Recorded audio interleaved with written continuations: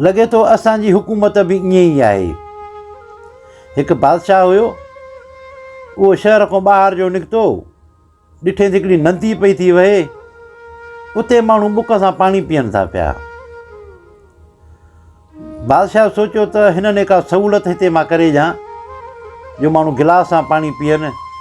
हिते हिकिड़ो मटु रखां, उन में थधो पाणी हूंदो, माण्हू पीअंदा। त वज़ीर खे, कोट वारे खे, सभिनि खे घुराए हुन सां मशवरो कयईं कि ॻाल्हि ॿुधो, हिते हिकिड़ो मटु रखो जीअं माण्हू हिते पाणी थधो पीअनि।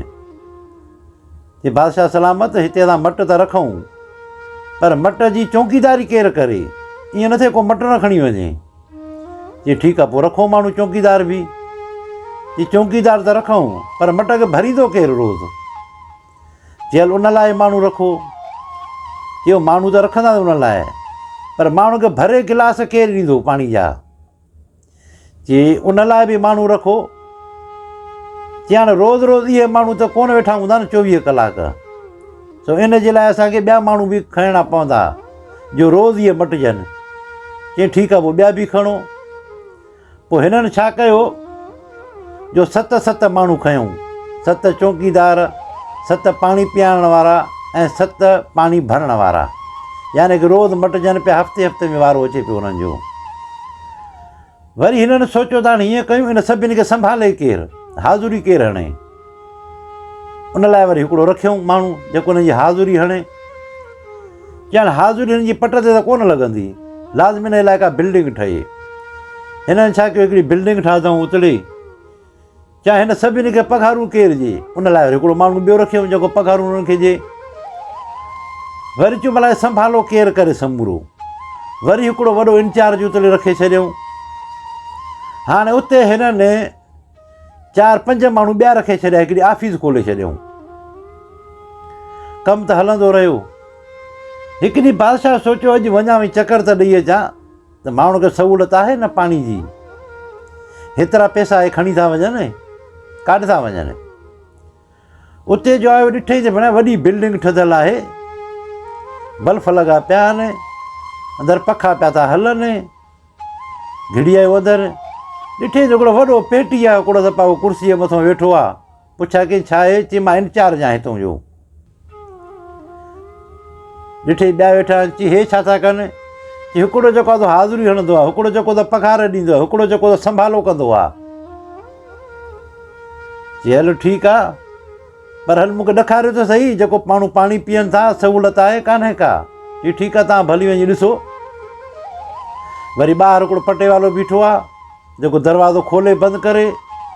वरी ॿाहिरि हिकिड़ो ॿियो बीठो आहे जेको ॿुहारी ॾिए थो पियो।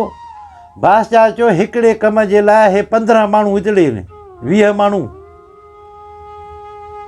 हिकिड़े पाणी पीआरण जे लाइ। ॾिसां त सही, वाक़ई बि सहूलियत एतिरी हूंदी। जॾहिं उतले जो आयो, जिते पाणी जो मटको रखियलु हुयो, मटु रखियलु हुयो, ॾिठे त उहो मटु भॻल आहे। बादशाह सोचियो त हेतिरा माण्हू हिते आहिनि, मटु त भॻल आहे, माण्हू त साॻियो वरी पाणी हुतो वञी पीअंदा नदी खां बुक सां।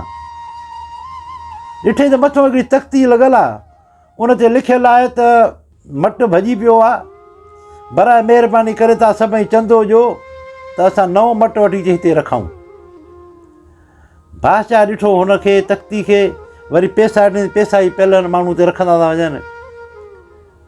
बादशाह चयो त हेतिरा माण्हू हिते रखियलु आहिनि, पैसा बि उतां वठी था अचनि, पघारूं पंहिंजूं खणनि था, हे मटु भॼी पियो आहे, हे मटु हिते न रखियो नओं वठी, अञा बि हिते माना हे चंदो था वठनि माण्हुनि खां, यानी कि करप्शन था कनि पिया।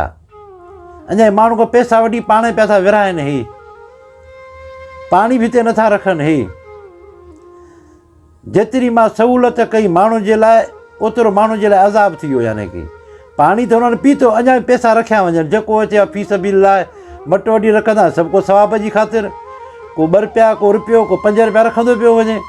त मटु रखंदा हिते सवाबु मिलंदो, उहे पैसा पाण में विरहाए पिया छॾनि। यानी कि अवाम साॻियो सूरनि में, साॻा माण्हू वरी बि नदी खां ई पाणी पीअनि पिया पंहिंजे बुक सां। त दोस्तो लॻे ईअं ई थियो त असांजे मुल्क जा हालात बि ईअं ई आहिनि।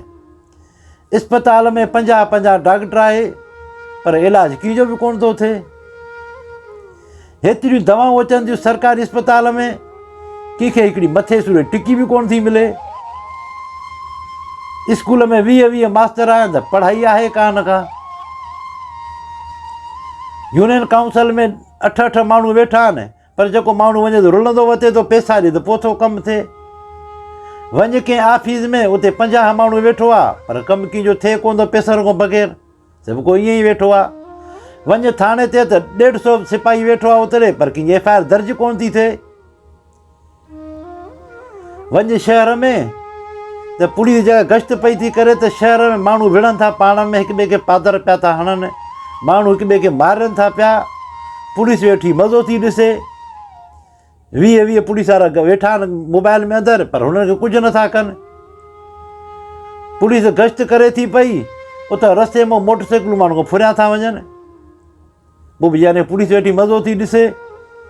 यानी कि हुन बादशाह वारो किसो असांजे मुल्क वारो किसो साॻियो ई आहे।